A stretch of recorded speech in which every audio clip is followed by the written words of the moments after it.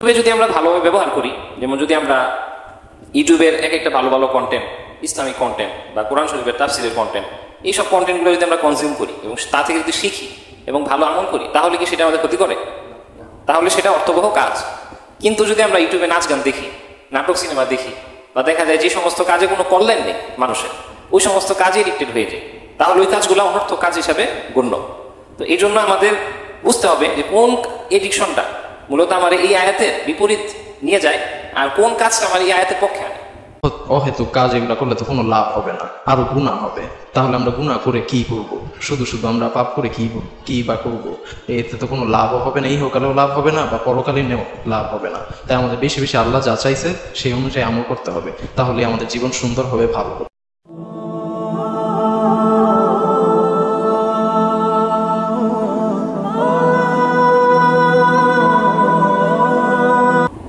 আউযু বিল্লাহি মিনাশ শাইতানির রাজীম।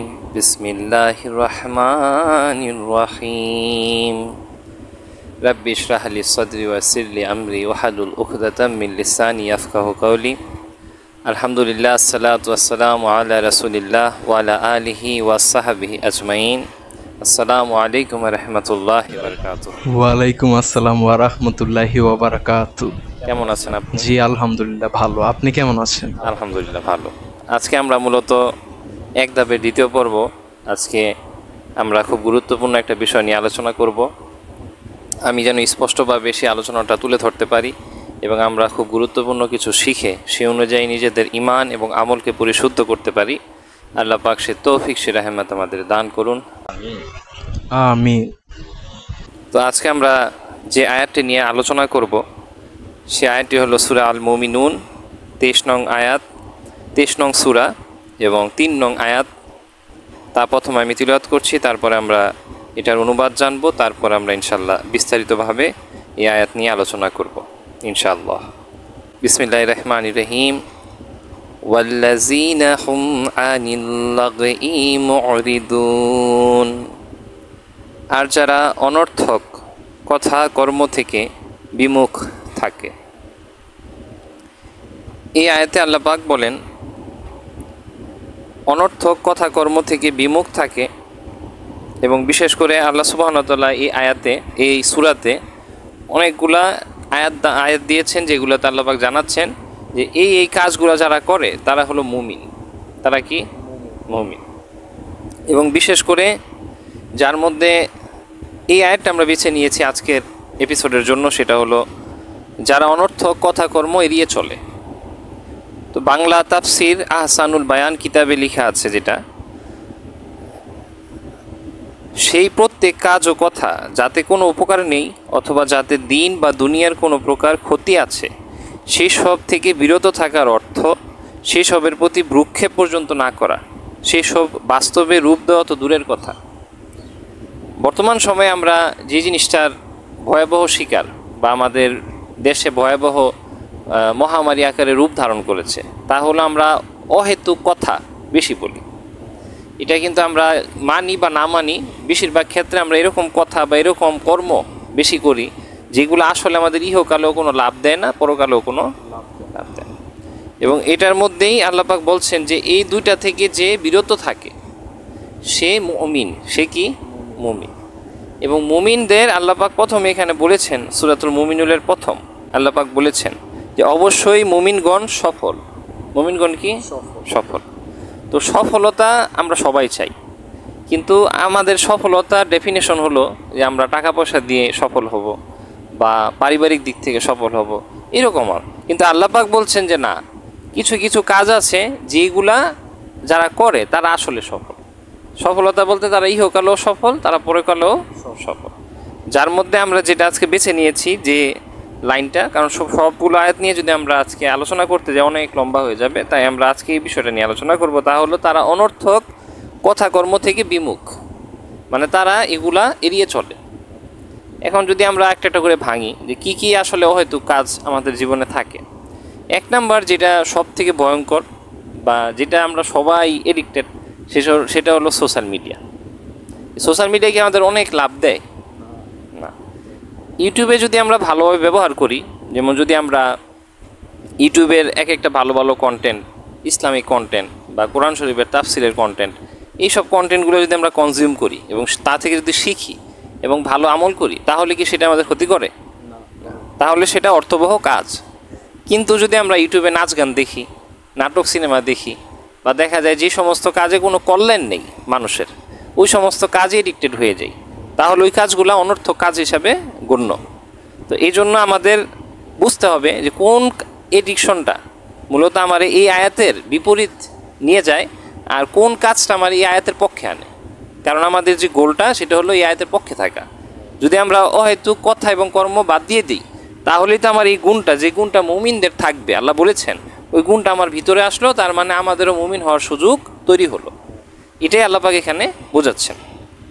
এবং দুইটা জিনিস, একটা হলো কথা আর একটা হলো কর্ম।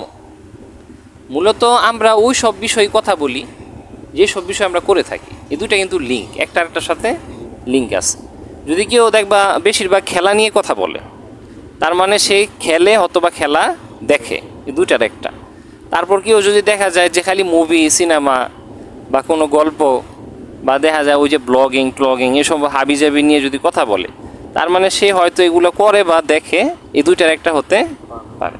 তো তার মানে কি, যে কথার সাথে কিসের মিল পাওয়া যায়? কর্মের। তাই আল্লাহ এই দুইটাকে একত্রিত করেছেন, যে যারা অনর্থক কথা এবং কর্ম এড়িয়ে চলে, দুইটা।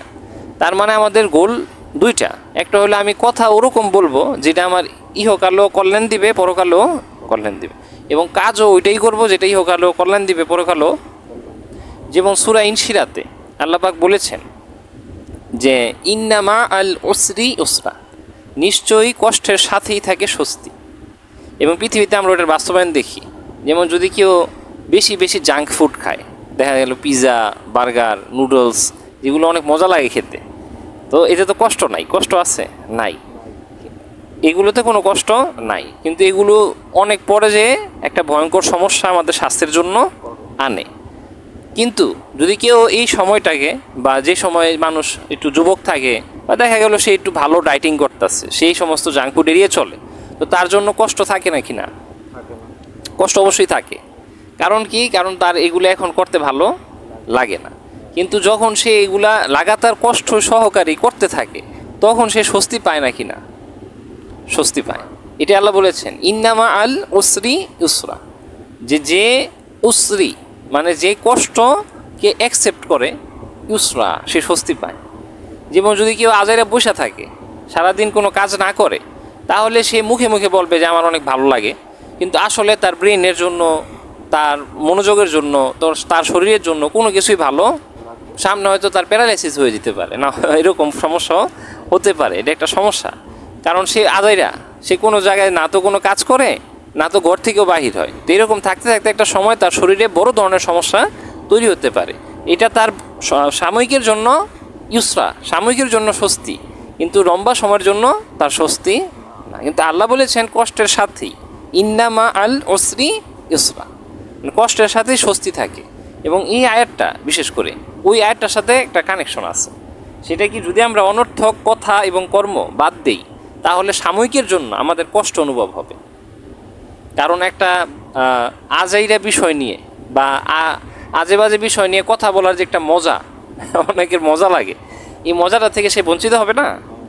কিন্তু যদি সে এটা করতে পারে, যেটা আল্লাহ বলেছেন যে সে অনর্থক কথা এবং কাজ এড়িয়ে চলে, তাহলে লম্বা সময় পরে গিয়ে বা ধীরে ধীরে সে অনুভব করবে যে তার এখন মনোযোগ শুধুমাত্র যেগুলো ইম্পর্টেন্ট লাইফে, যেগুলো আল্লাহ ইম্পর্টেন্ট হিসাবে দিয়েছেন সেগুলোর মধ্যে, এবং সেইগুলোতেই আল্লাহ একমাত্র স্বস্তি রেখেছেন। সুবহানাল্লাহ, এটা আল্লাহ বলেছেন। তারপরে আল্লাহ কি এনেছেন?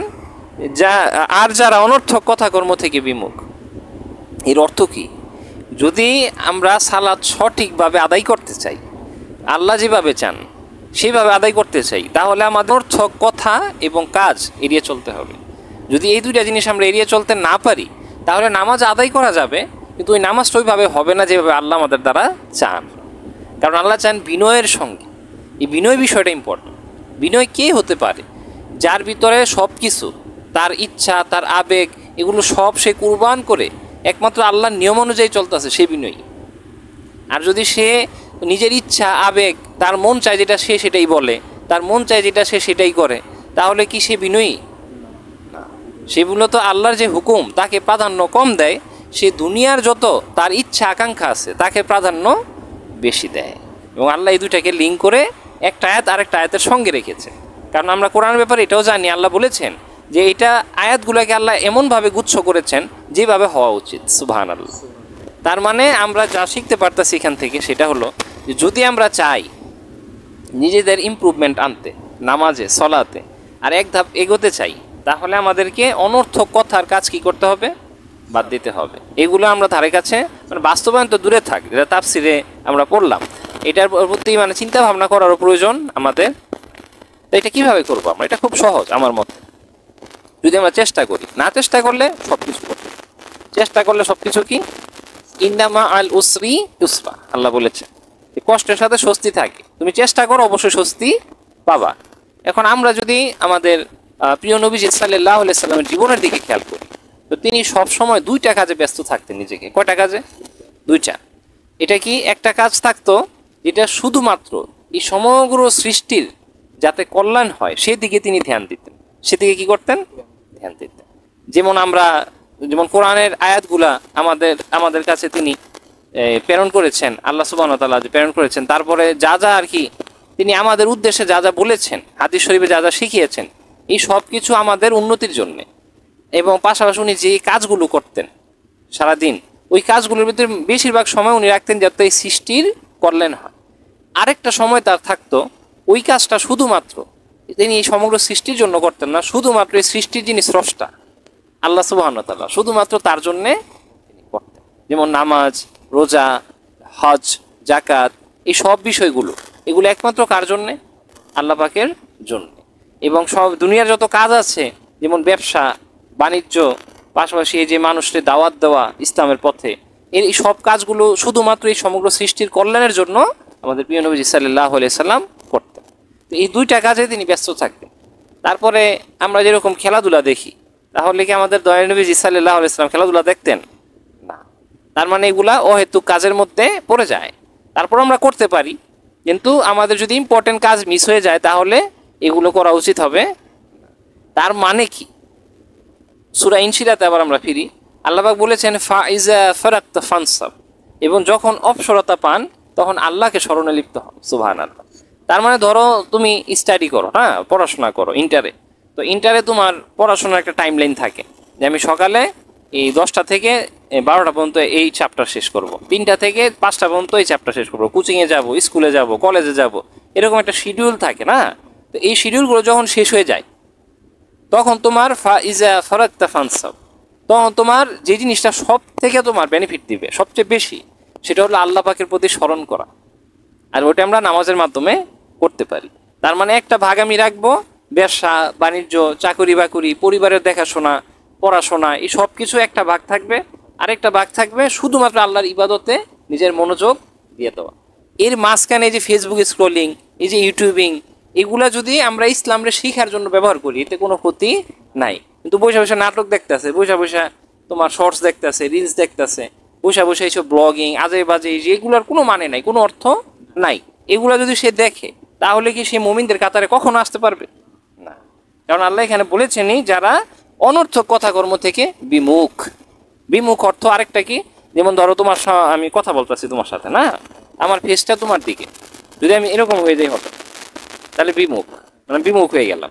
তার মানে যদি কেউ বলে দোস্ত চলো আজকে আমরা একটু আড্ডাবাজি করে আসি, সে এরকম করে, সে কিরকম করে, সেই রকম বলে, মানে বিমুখ মানে কি আমি এগুলো করতে পারবো না, কারণ আমি মুসলমান, আমি আল্লাহ পাক যেটা বলেছেন সেটা আমার কাছে বেশি গুরুত্বপূর্ণ, তোমার এই বন্ধুত্ব আমার বেশি গুরুত্বপূর্ণ না। এটা এরকম না যে আমরা বেশি রুট বিহেভ করে বলবো, না, আমরা শান্তভাবে সুন্দরভাবে বলবো ভাই দেখো আমি এটা পারি না, কারণ আমার আল্লাহ যেভাবে গাইডলাইন দিচ্ছে ওইটার মধ্যে এটা পড়ে না, এটা আমাদের ইমান হবে। কাজে আমি যা বললাম সেটা যদি আমরা এক ধাপে, এটা কারণ এটাও এমন না যে অনেক ধাপ নিতে হয়, যদি আজকে থেকে আমরা চেষ্টা করি পারবো না কি না পারবো, যদি চেষ্টা করি যে না আমি আজকে থেকে একটা শিডিউল করব, এটা হলো আমাদের যেভাবে আল্লাহ শিডিউল করতে বলছেন ওইভাবে, ওটা কি একটা ভাগ আমার থাকবে যে আল্লাহ আগেই বলেছেন যারা সালাতে বিনয়ী, সালাতে কি বিনয়ী, একটা ভাগ থাকবে শুধু সালাতের জন্য, নামাজের জন্য, এবং আমি রোজা রাখবো, আমি জাকাত আদায় করবো, এই সব বিষয়গুলো আমার একটা ভাগ। আরেকটা ভাগ থাকবে যেটা শুধু কল্যাণ আনে আমার রিজিকে, কল্যাণ আনে আমার পরিবারে, এই সমস্ত বিষয়, পড়াশোনা, তারপর ব্যবসা বাণিজ্য, চাকুরি বাকুরি, এই সমস্ত যে কাজগুলো, এটা একটা ভাগে থাকবে যেটা অর্থবহ। আরেকটা ভাগে থাকবে শুধু আল্লাহর ইবাদতে মশগুল থাকা, সময় পেলে কি ইসলামের দাওয়াত দেওয়া, যারা হয়তো জ্ঞানের অভাব আছে তাদেরকে একটু চেষ্টা করা বোঝানোর, এই সমস্ত বিষয়গুলো একটা ভাগ। আরেকটা ভাগ থাকবে শুধুমাত্র আমার চাকুরি বাকুরি, ব্যবসা বাণিজ্য বা সৃষ্টির কল্যাণের জন্য কাজ করা। এবং আমি এখানে আরেকটা পয়েন্ট অ্যাড করবো, ব্যবসা বাণিজ্য আবার ওরকম হলে হবে না। ধরো কেউ বিড়ি সিগারেটের কোম্পানিতে সে জব করে, এটা কি কোনো কাজে দিবে? এতে কি আমাদের সৃষ্টির কল্যাণ হয়? না। একজন ইমানদার হিসাবে এগুলো সব সাইড করে, টাকাকে সাইড করে কিভাবে সৃষ্টির কল্যাণ সহ রিজিক আদায় করা যায়, মানে এই কল্যাণ সহ কিভাবে আমি ইনকাম করতে পারি, ওইটা করা। এবং আরেকটা ভাগ রাখা, যে সময়টা শুধুমাত্র আমি আল্লাহর ধ্যানে থাকবো, আল্লাহর স্মরণে থাকবো। ওয়াইলা রাব্বিকা ফারকাব বলেছে, এবং আল্লাহর প্রতি আকৃষ্ট হয়ে যান। তার মানে আল্লাহ সুবহানাহু ওয়া তাআলার প্রতি আকৃষ্ট থাকবো। এই দুনিয়ার প্রতি আমাদের এত আকৃষ্টতার প্রয়োজন, এই যে খেলাধুলা দেখা, গেমস খেলা, ভিডিও গেমস, এইগুলো সব আমরা মিনিমাল করে দিব। যদি একেবারে ছাড়তে নাও পারি, একবারে কমিয়ে আনা, বেশি গুরুত্ব না দেওয়া, গুরুত্ব দেওয়া নামাজকে, আর চেষ্টা করা মসজিদে গিয়ে জামায়াতের সঙ্গে সালাত আদায় করা। এতে কি হবে, তোমার ধীরে ধীরে একটা অভ্যাস তৈরি হয়ে যাবে মানুষের সঙ্গে মিশার, এবং এইটা একটা অর্থবহ কাজ, কারণ তুমি সমাজ নিয়ে চলতেছো না। তো আল্লাহ পাক যেভাবে আমাদেরকে গাইডলাইন দিয়েছেন, আমরা ওইভাবে ইনশাআল্লাহ চেষ্টা করব চলার, এবং এক ধাপ করে এগিয়ে যেন আমরা ওই সফলতা অর্জন করতে পারি, যে সফলতা আল্লাহ পাক বলেছেন শুরুতে যে মুমিনরা সফল, ওই সফলতা যেন অর্জন করতে পারি, সেটাই আমাদের লক্ষ্য হবে। আল্লাহ পাক সে তৌফিক, সে রহমত আমাদের দান করুন, আমিন। এখন আমি জানতে চাইবো তুমি কি শিখলে, এবং আমাদেরকে কিছুটা উপদেশ দিলে আমরা উপকৃত হব। তো আমি এখান থেকে শিখতে পারছি যে আমাদের বেশি বেশি করে আল্লাহ যা বলছে সেগুলা অনুযায়ী আমল করতে হবে, অহেতুক কাজ এগুলা এড়িয়ে চলতে হবে। এবং আমরা যদি আল্লাহ যা চান, যেমন সালাত, জাকাত, হজ, এগুলা আরো আছে অনেক আমল, এগুলা যদি পালন করি, তাহলে এতে আমাদের পরকালীন জীবনও সুখ হবে এবং ইহকালীন জীবনেও আমরা সুখ শান্তি পাবো। যদি আমরা এগুলা বেশি বেশি করি, তাহলে আল্লাহ আমাদের আমল নামায় অনেক সওয়াবও যুক্ত করবেন। আর অহেতুক কাজ এগুলা করলে তো কোনো লাভ হবে না, আরো গুনাহ হবে। তাহলে আমরা গুনাহ করে কি করব? শুধু শুধু আমরা পাপ করে কি বা করব? এতে তো কোনো লাভও হবে না, ইহকালেও লাভ হবে না বা পরকালীনেও লাভ হবে না। তাই আমাদের বেশি বেশি আল্লাহ যা চাইছে সেই অনুযায়ী আমল করতে হবে, তাহলে আমাদের জীবন সুন্দর হবে, ভালো হবে। তো এটাই আমি সিরাতুল হিকমা দর্শকদের বলবো। আলহামদুলিল্লাহ, খুব সুন্দর উপদেশ। আমরা এটাই চেষ্টা করব, কারণ যদি আমরা একটা সময়কে দুইভাবে ব্যবহার করতে পারি, একটা হলো ভালো আমল করে সওয়াব অর্জন করা, আর একটা হলো বদ আমল বা গুনাহ করে আমরা চাইলে আমাদের আরো ক্ষতি করতে পারি, গুনাহর খাতাতে গুনাহ বাড়াইতে পারি। আমরা সবসময় চেষ্টা করব ভালো আমল করা, যে আমল আমাদের নবীজির সুন্নাহ, প্রিয় নবীজি সাল্লাল্লাহু আলাইহি ওয়াসাল্লামের সুন্নাহ বা ফরজ ইবাদত, এই সমস্ত বিষয়গুলোতে মনোযোগ রাখা। আল্লাহ পাক সে তৌফিক, সে রহমত আমাদের দান করুন, আমিন। আলহামদুলিল্লাহি রাব্বিল আলামিন।